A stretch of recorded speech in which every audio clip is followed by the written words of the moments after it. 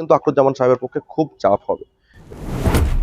শুভঙ্কর সরকারের নেতৃত্বে তিনি একটা সিটও জেতাতে পারবেন না, কিন্তু অধীর চৌধুরী যদি মুর্শিদাবাদ, এবারে টাফ হবে। গতবারের তুলনায় লড়াই কিন্তু হবে।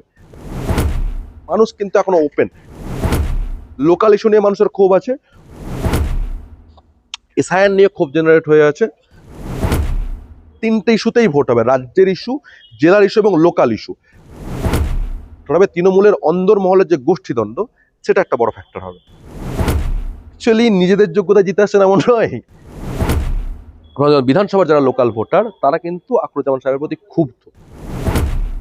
গিরিয়া সেকেন্দ্রার মূল নিয়ন্ত্রক হলেন ইলিয়াস চৌধুরী। অধীর চৌধুরীর চিন্তা ভাবনা হলো যে তৃণমূল বিজেপির কাছে মার খেতে খেতে তৃণমূলের কাছে মার খেতে খেতে আমার কাছে আসবে। প্রথমত হলো দক্ষিণ মুর্শিদাবাদে যেমন বহরমপুর বেলডাঙ্গা অর্থনৈতিক জোন বা বলা হয় অর্থনৈতিক হাব, ওখান থেকে পুরো দক্ষিণ মুর্শিদাবাদের রাজনীতি নিয়ন্ত্রিত হয়। একইভাবে জঙ্গিপুর আমাদের উত্তর মুর্শিদাবাদের রাজনৈতিক, অর্থনৈতিক এবং সামাজিক হাব।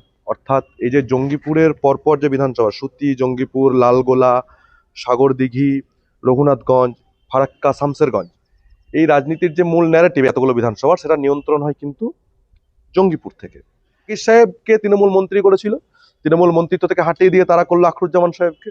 অতএব জাকির সাহেবের আখরুজ্জামান সাহেবের প্রতি রাগ।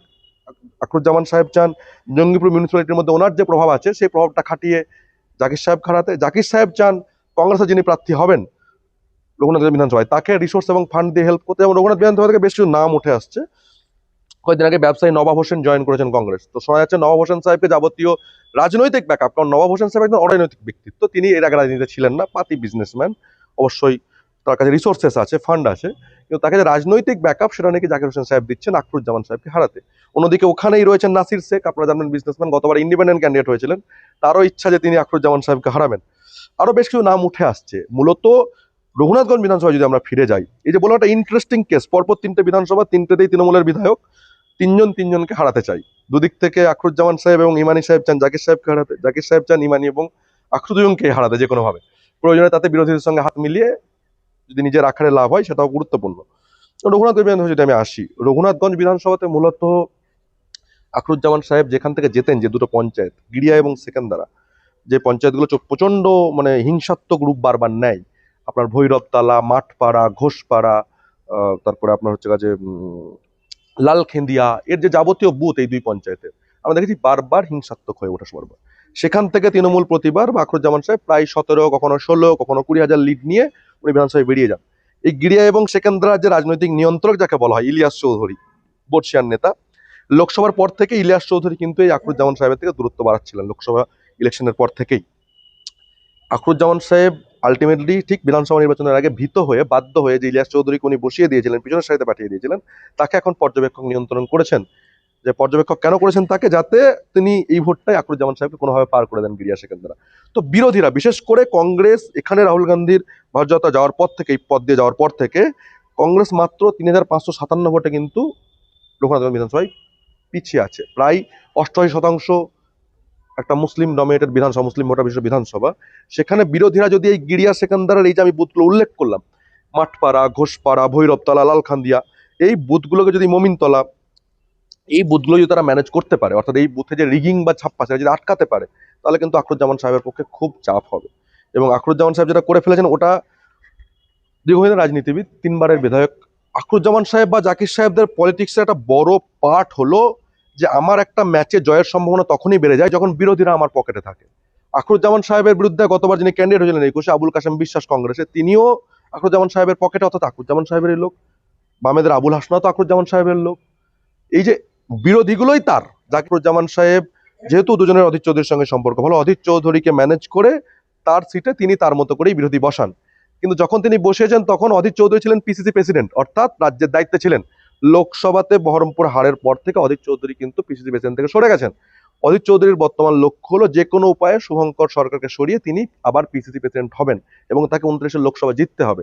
তাহলে প্রতিবার যেটা হয় যে এদেরকে সুযোগ সুবিধা উনি দিয়ে বেরিয়ে আসেন, এবার কিন্তু সেটা উনি করছেন অধীর চৌধুরী। এর মধ্যে মুর্শিদাবাদের কারা প্রার্থী হবে সেটা ডিসাইড করবেন অধীর চৌধুরী। 22টা, যে 260টা বা যদি জোট হয় 100টা বা 120টা বিধানসভার কংগ্রেসের টিকিট ডিসাইড করবেন শুভঙ্কর সরকার, বর্তমান পিসিসি প্রেসিডেন্ট।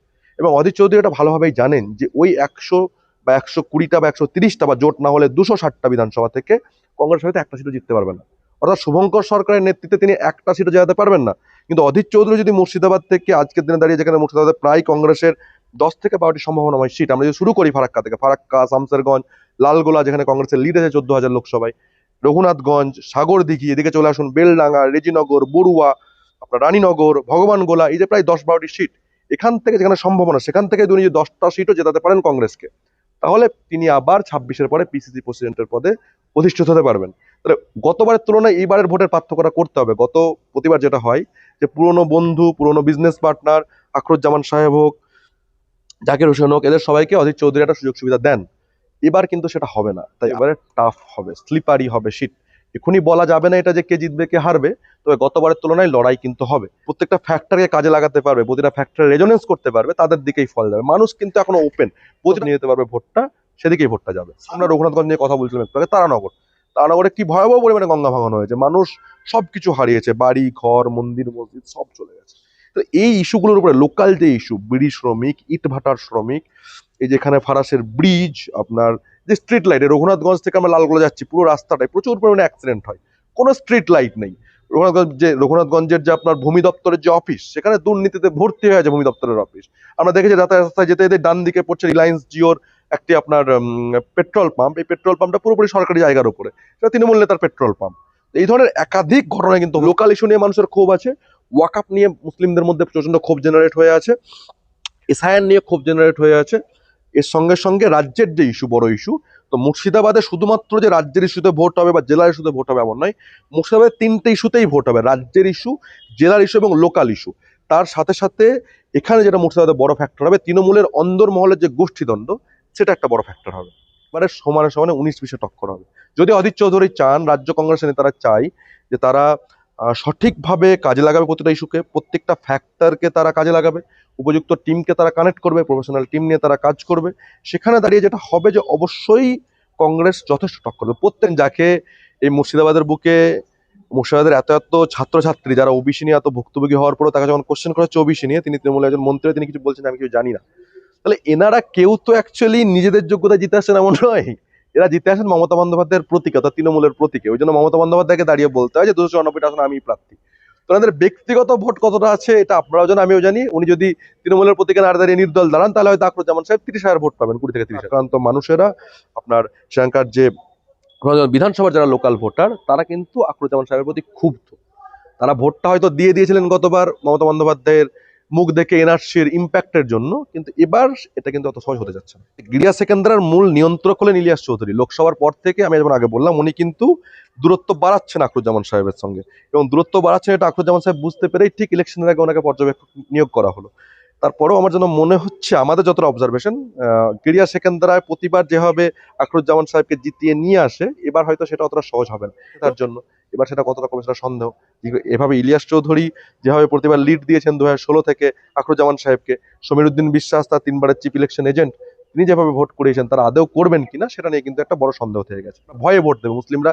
কেন ভয় ভোট দিয়েছিল? আবার একটা ইন্টারেস্টিং আমি উদাহরণ দিই আপনাকে, যে 2021 সালের বিধানসভা ভোটে 30% মুসলমানদের 88% মুসলিম তৃণমূলকে ভোট দিয়েছে। তার মাত্র কয়েক মাস পরে সাগরদিঘি উপনির্বাচন, সেখানেও প্রায় মুসলিম মেজরিটি বিধানসভা, প্রায় 80% কাছাকাছি মুসলমান, সেই বিধানসভাতে কিন্তু তৃণমূল কংগ্রেসের প্রার্থী হেরে গেছিল।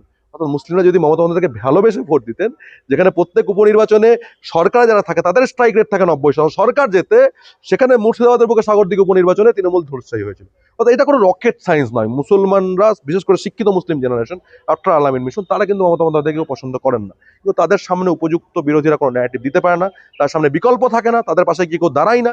অধীর চৌধুরীর চিন্তা ভাবনা হলো যে তৃণমূল বিজেপির কাছে মার খেতে খেতে তৃণমূলের কাছে মার খেতে খেতে আমার কাছে আসবে। মোহাম্মদ সেলিমের একই চিন্তা ভাবনা যে বিজেপির থেকে মার খেতে খেতে তৃণমূলের কাছে ভয়, তৃণমূলের থেকে মার খেতে খেতে আমাদের কাছে যাবে কোথায় মুসলমানরা, মুর্শিদাবাদের মুসলমানরা। সবার ধারণা একটাই, যে এরা মার খেয়ে আমাদের কাছে আসবে, এদের জন্য আমরা কিছু করব, করে মানুষের কাছে পৌঁছাবো, এই ধরনের মানসিকতা কোনো নেতাদের এখানে নেই। সেইটা থেকে যদি না বের হওয়া যায়, নেতারা যদি সেখানে না বেরিয়ে আসেন, তাহলে আই ডোন্ট থিঙ্ক যে এখানে মুর্শিদাবাদে বিরোধীরা কোনো ইম্প্যাক্ট করে তুলতে পারবে। অর্থাৎ প্রচুর সম্ভাবনা আছে, সম্ভাবনা প্রচুর আছে, কিন্তু এই সম্ভাবনাটাকে ভোটের ফলাফলে কনভার্ট করার জন্য যে ফ্যাক্টরগুলো রয়েছে, সেই ফ্যাক্টরগুলোকে কানেক্ট করতে হবে।